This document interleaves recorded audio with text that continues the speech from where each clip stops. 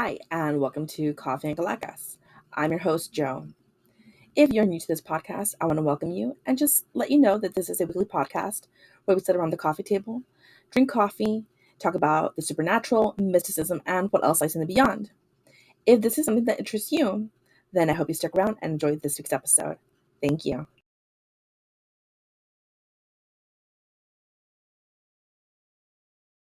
Hi, and welcome um, to Coffee and Galactus. So I'm just here drinking some coffee. Um, I know normally you don't see me actually drink the coffee, but today it's a really hot day and there's some really good iced coffee. I couldn't find the lid though. And I just found this really big straw. So, I mean, here I am. So, I was doing some spring cleaning, and for someone who doesn't travel, I have quite a lot of luggage. I don't know why. I mean, no, I do know why. I go to the store, like, my luggage isn't, super fancy. I usually buy it at Ross or TJ Maxx. Um, Always on sale, never full price. Um, I don't actually think I own anything that is like a name brand full price product in terms of luggage. I mean, I have a couple of backpacks that I bought. No, I also bought them from like Ross. Yeah, no, I mean, I do have quite a lot of stuff. I mean, I was cleaning out the closet and I'm like, wow, I have quite a bit of luggage. Um, and I really don't travel. I've never really been outside of the valley.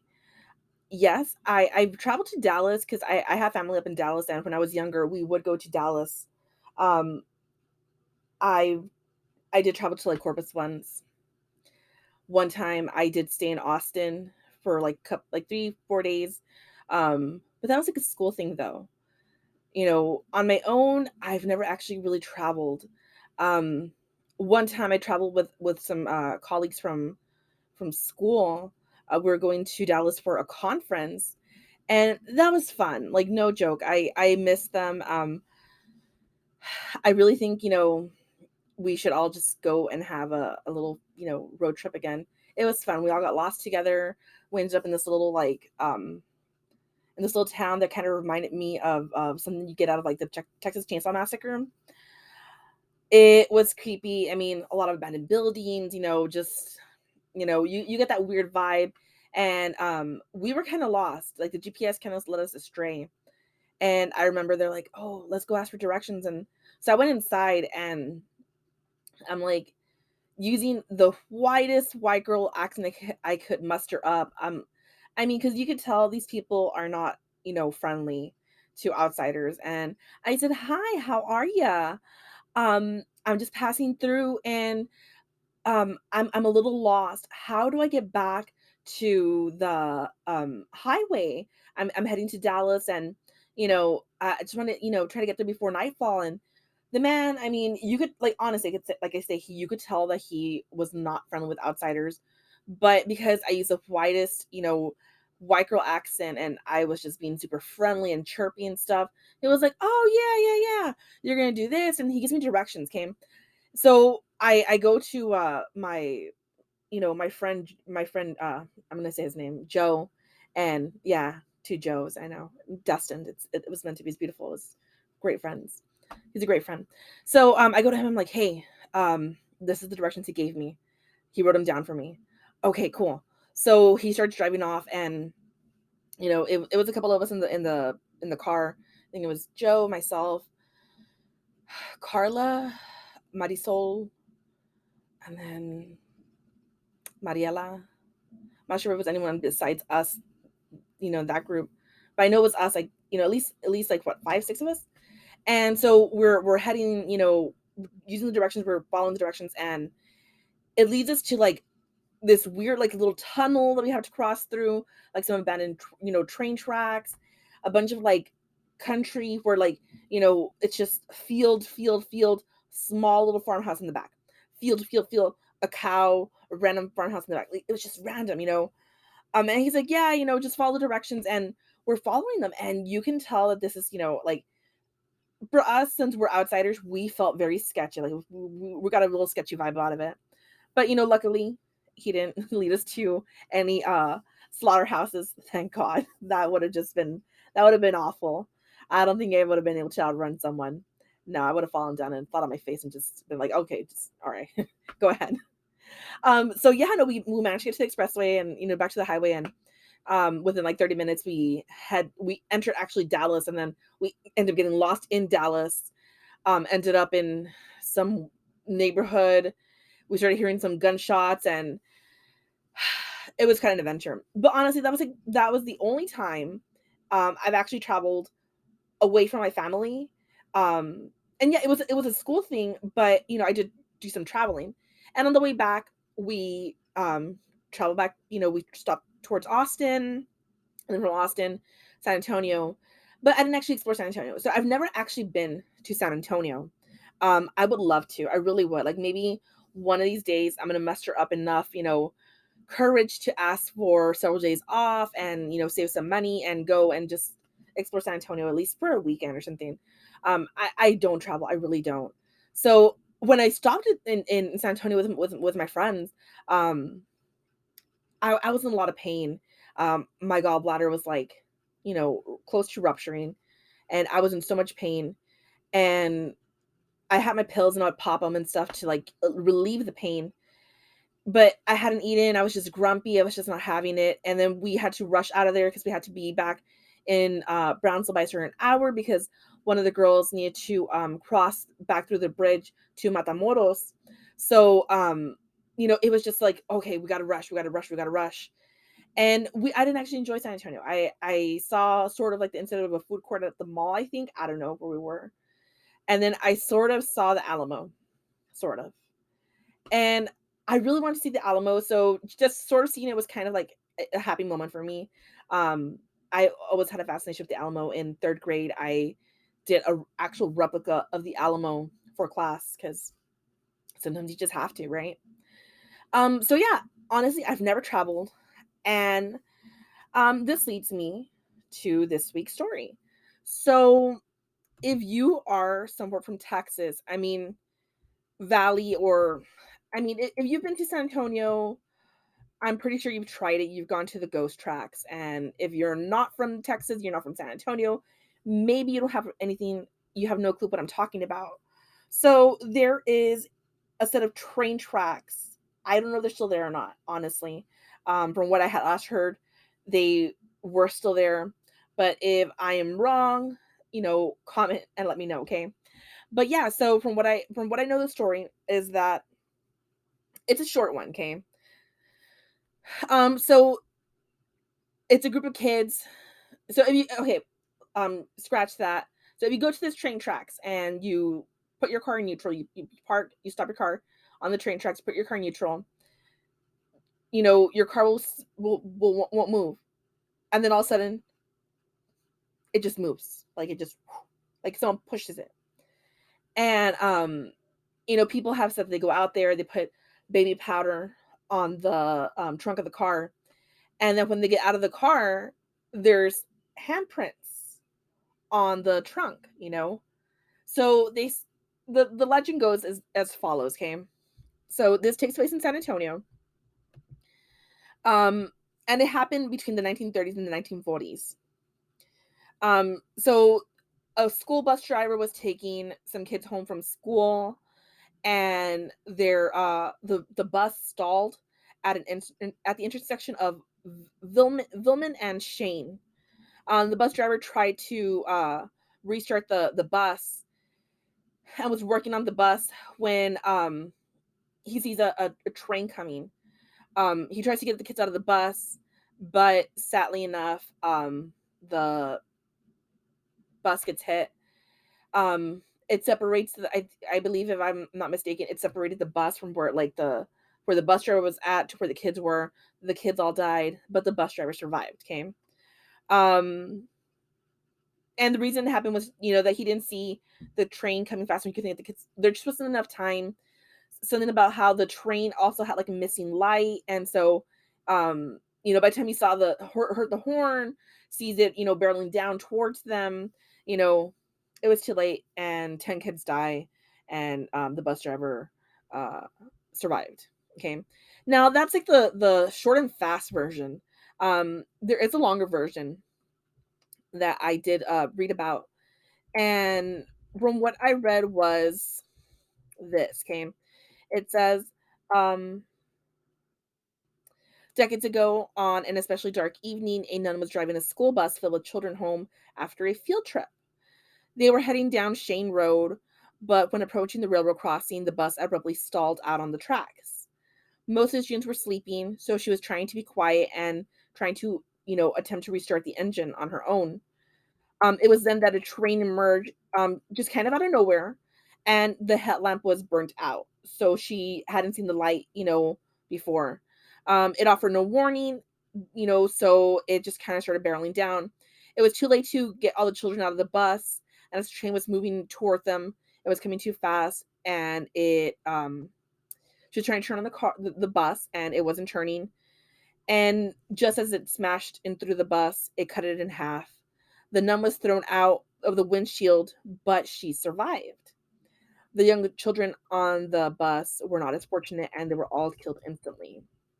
A few weeks later, the nun is guilt ridden. She has that survivor's guilt, which, I mean, hey, I probably would too, especially, you're in charge of 10, 15 kids, and they all die. Like, yeah, that's kind of something to get over. So she's heartbroken, and she goes back to the accident, and she was she was just thinking, I'm gonna end everything. This is how it all goes. This is where, we say goodbye, cruel world. And she parks her car on the tracks and sits there waiting for the train to come and hit her. So as she's there, parked, all of a sudden, a train comes into sight, and it's coming towards her. And in the same way that, that would have happened that night, the nun was ready to, just get hit. And she hears some voices. Then all of a sudden, her car starts moving forward. And as, sort of as it's being pushed, from where she don't know. But she's getting pushed, and the nun's car just rolled onto safety. And the train passed her by, and she missed it by mere seconds. Okay. So she's looking around. She's like, ay, Dios mío, santo. She's freaking out. I mean, if you were a nun and this just happened to you, well, yeah, I'd be spooked too, and I probably would be shitting my pants. I'd be like, oh shit, what just happened? You know, I mean, you could think of it two ways. One, it was a ghost. Two, it was a miracle from God trying to save my life, saying that it's not my time yet, right? Maybe it's both. You never know. So the nun gets out of the car, and she's looking around. She's thinking, oh, it must have been a good Samaritan. Someone saw me, and they're like, ay, la vamos a empujar a la pobre señora. And no one was around. And she looks behind her car and notices that there's handprints on her trunk, children's size handprints. And she's like, oh my gosh, what is this? And then it hits her. The kids saved my life. The kids from that school bus knew that I was trying to end my life, and they just said, hey, it's not your time, so let's push you on forward. So she was like, oh my gosh, here I am. Um i i need to find purpose in my life. And I believe she ends up opening a an orphanage, and starts teaching there. And so people say, it is such to this day that if you park on those tracks, on Shane Road, that the children will push your vehicle to safety. Now, like I said, I've never been in San Antonio to try this. I would love to, but with the way gas is right now, I don't think so, Rona. Like, the kids will have to push my car all the way from Brownsville to San Antonio, and I don't think they will. I mean, gas is so expensive right now. Like, no joke. Um, you're probably thinking, you bought that coffee. No, I made this coffee because that's how expensive gas is right now. I'm buying coffee today. Mm-mm. Making coffee at home. So yeah, people go out there, they put baby powder on their car, on the trunk of the car. And they say that when they go out there, that they do put the car in neutral, and they take their foot off the pedal. They don't do anything, and all of a sudden the car just actually moves on its own. And apparently there's like a little bump over the track, and that you do get pushed over that little hump, and boop, land on the other side, como si nada, just like that, like nothing. So there was an account that was on what I was reading, and it was by this lady named Brenda, and she says, I put my car in neutral. I took my foot off the pedals, and the car moved. It moved quickly toward the tracks, up over the bump and down the other side, well out of harm's way.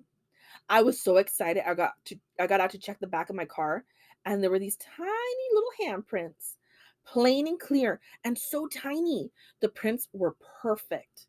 You could see the lines of the palms and the swirls of the fingertips. So, I mean, if that's true, man, that is awesome. That's a really good, way to investigate the supernatural. I mean, it's something supernatural. I mean, like I said, I've never tried it. I want to try it. If you've tried it, message me and tell me, what did you experience? Like, what did you see? What did you see? What did you feel? Did you hear any voices? I mean, because according to the nun, she had heard voices, okay? And then boom, a push. So did you hear voices? I mean, I'm curious. Another person's account of the tracks was, I know many dispute the legend of the railroad tracks being ghosts. However, I was witness to one very indisputable event there in my late teens, early 20s.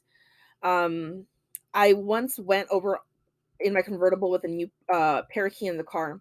The bird had been chirping happily until we staged the vehicle for the tracks, when suddenly his chirping was completely silenced. It wasn't until we left the area that he began to chirp again. Curious by her bird's reaction, she decided to try the baby powder legend for herself, right? Because they do say animals have a sixth sense. And I mean, I'm not saying my dogs don't, because I have two dogs and they see stuff. I try to ignore when they're acting weird though, because sometimes I'm like, you spooky me, girl. Because they're both girls. So I'm like, you spooky me. So this girl, this lady, says, I use baby powder on my car. I have multiple small handprints, but these handprints did not belong to me, and I had no children anywhere around my car previously, and was extremely meticulous about the appearance of my car.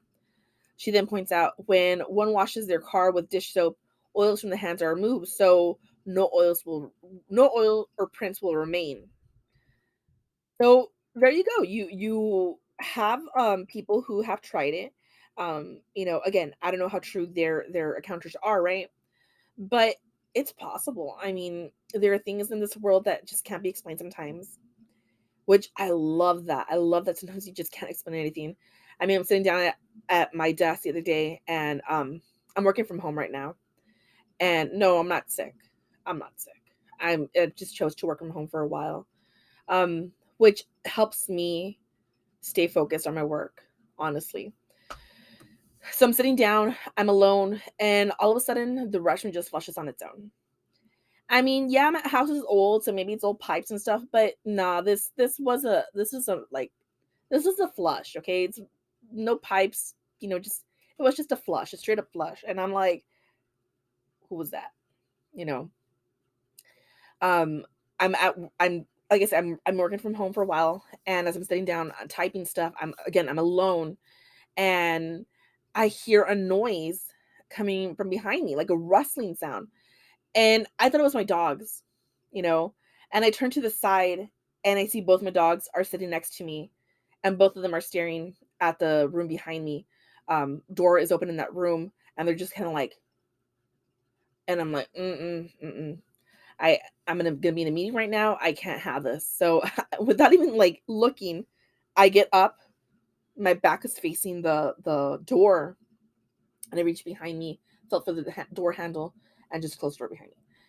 I didn't want to know what was inside the room making noises, but like I tell you, stuff happens, and you know, you can't always explain things. And it this is one of those situations you can't explain what's going on with these little train tracks and these little handprints, but something's happening there.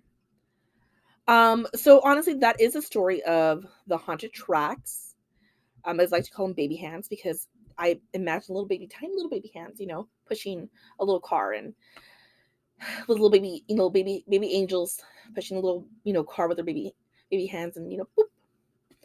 Um, according to what else I had researched was that yeah, people have experienced other stuff besides the little baby hands on their car. They've seen people, they've heard stuff, and I mean, train tracks. Well, I mean, I can see why something could happen, just because death does happen around train tracks. I live near train tracks, and I'll tell you, I've heard stuff, I've seen stuff, on those tracks, and yeah, it's possible. So I hope you like this week's episode. If you did, comment down below, send me a message. Anything you want to do, hit me up on Instagram. Like I said, I'm gonna upload this month's schedule on Instagram. So if you are listening to this on Spotify, go check out Instagram, and go see what's coming up next week's episode. Oh man, it's gonna be awesome. So stick around for that, okay? Remember, comment, like, and subscribe. Follow us at galakaspod.com. Hit us up there. We have links to all our social media there, so it should be easy to find. Um, like and subscribe to YouTube, like and subscribe to Spotify and to Instagram. And again, thank you so much for listening. I really appreciate this. And thank you for keeping this page alive. And remember, life begins after coffee.